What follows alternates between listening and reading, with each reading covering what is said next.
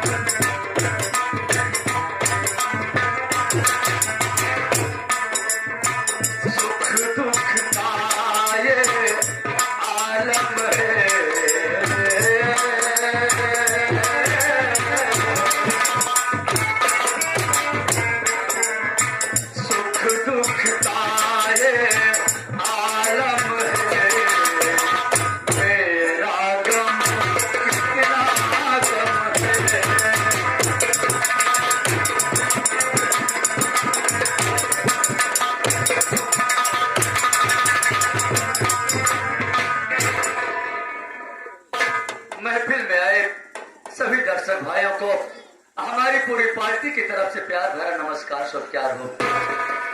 मेरे भाई, संगीत के माध्यम से मेरा परिचय लीजिए कि मैं कौन हूँ, कहाँ का रहने वाला हूँ। भैया, मेरा शुभ नाम चंदन है। मेरा शुभ नाम चंदन है और मैं इसी बांदा जिले का रहने वाला हूँ। एक छोटा सा गांव है जिस गांव का नाम है बलरामपुर। भैया, मेरी एक छोटी बहन है जिसका नाम चांदनी है और हम दोनों भाई बहन इस दुनिया में इतने अभागे पैदा हुए जो कि जब हम दोनों भाई बहन छोटे छोटे थे तभी मेरे माँ और बाप का देहांत हो गया। माँ बाप के मर जाने के बाद बाबू पूरे घर की जिम्मेदारी मेरे सर पे आ गई और मैं दिन भर मेहनत मजदूरी करता हूँ और किसी मेरे यहाँ की 2 वक्त की रोटी नहीं चल पाती है। बाबू, मेरी बहन से आने हो गई है। मैं शादी की बात जहाँ भी करता हूँ, अपनी बहन की शादी की बात जहाँ करता हूँ, लोग 2 लाख 4 लाख की बात करते हैं।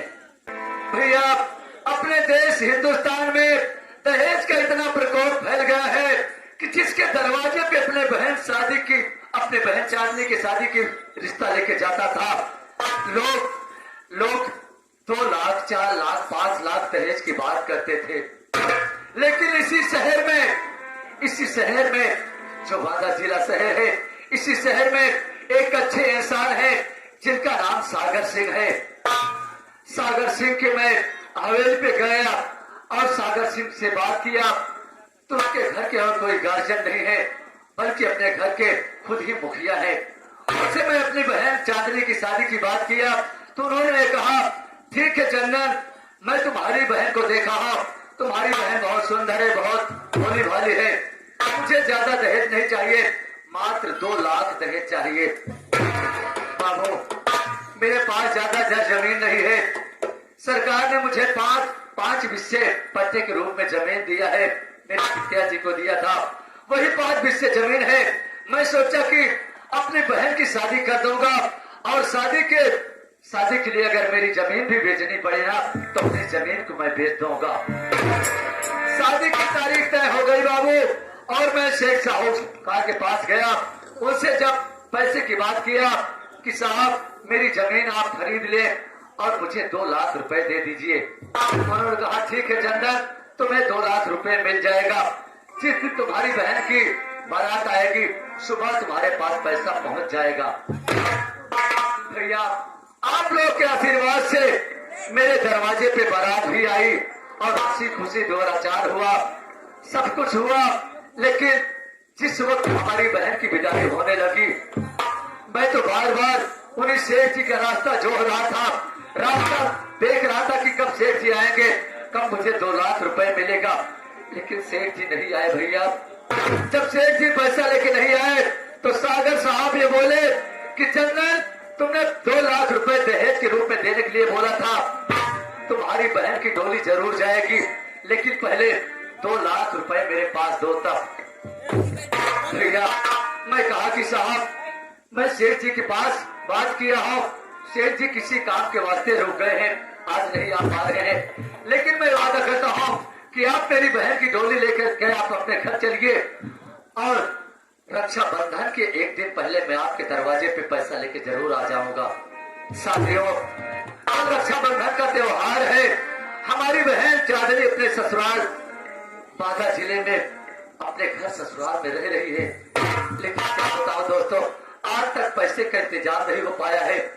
मेरा बचपन का दोस्त नेता जरूर मुझसे मिलता था, मैं कम से कम उससे 2-4 बात कर रहा हूँ, उसके बाद अपनी बहन चांदनी के घर जरूर जाऊंगा। मैं आगे चलता हूँ, जब मेरा भाई नेता मिलेगा उससे बात करके तब अपनी बहन के घर जाऊंगा।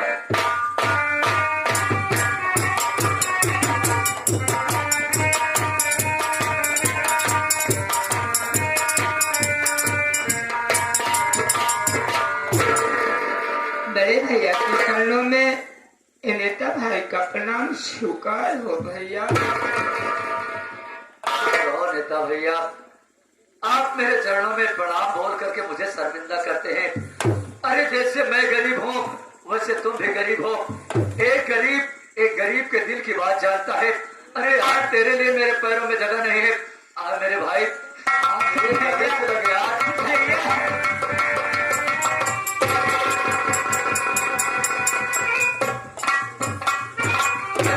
नेता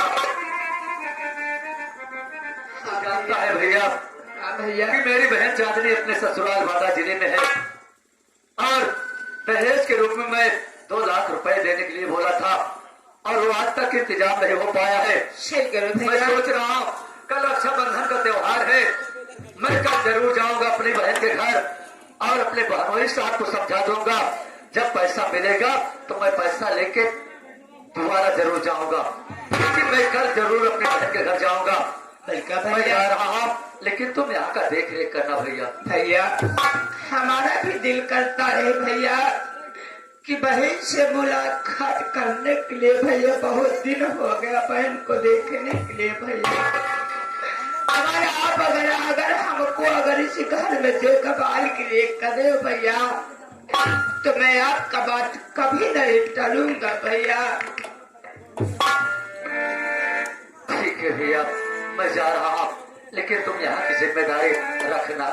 ठीक है भैया, जो आपकी आज्ञा बढ़कर भैया।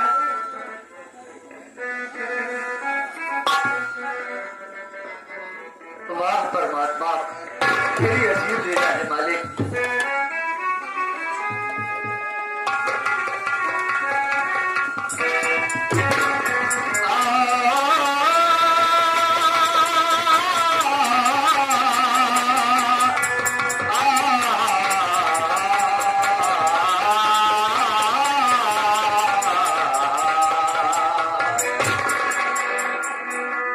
परवरदिगार साहिबे ईमान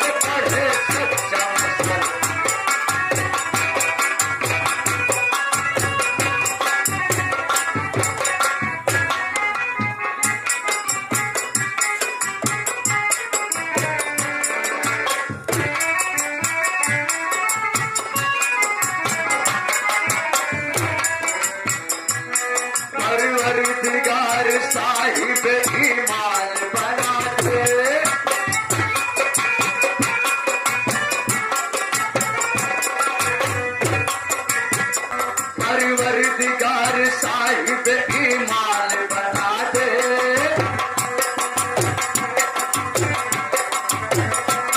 कलमा जो पढ़े सच्चा मुसलमान बना दे,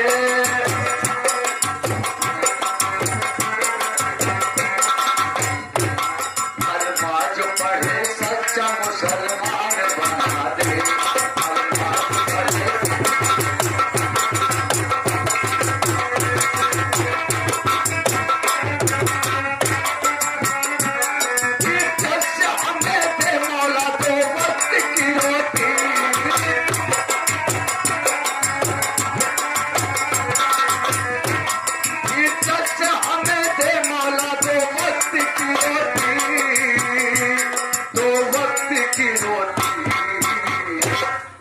ये नहीं कहता हूँ सुल्तान बना दे, मैं ये नहीं कहता हूँ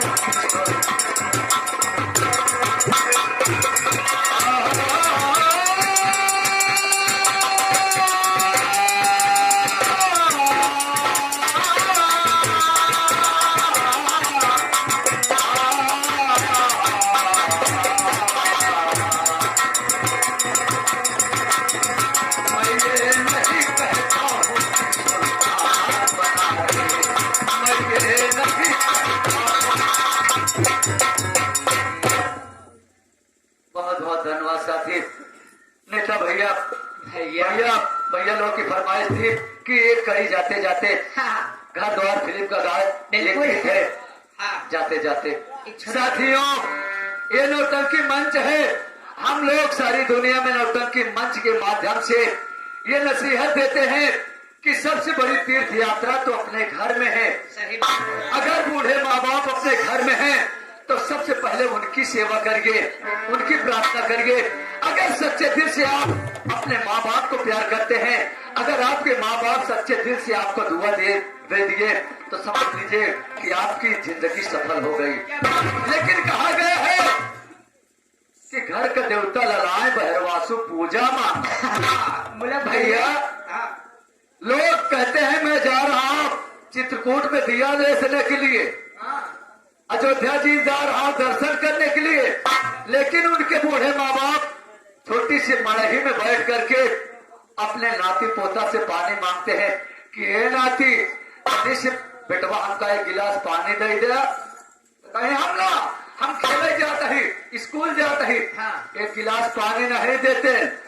उनकर पतोह बेटवा आई गए, ए दुल्हन बच्चा से पानी मांगे, बच्चा पानी नहीं दे तो नहीं दुल्हन दे देता दुल्हन।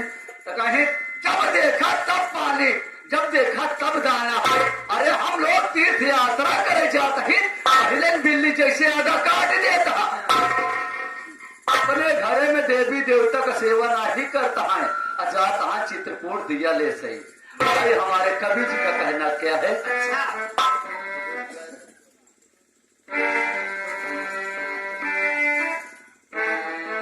कोई जाए मथुरा, कोई जाए काशी, कोई जाए हरिद्वार, घर में मात पिता की सेवा, बस यही है तीर्थ धाम, बस यही है तीर्थ धाम। स्वर्ग से सुंदर सब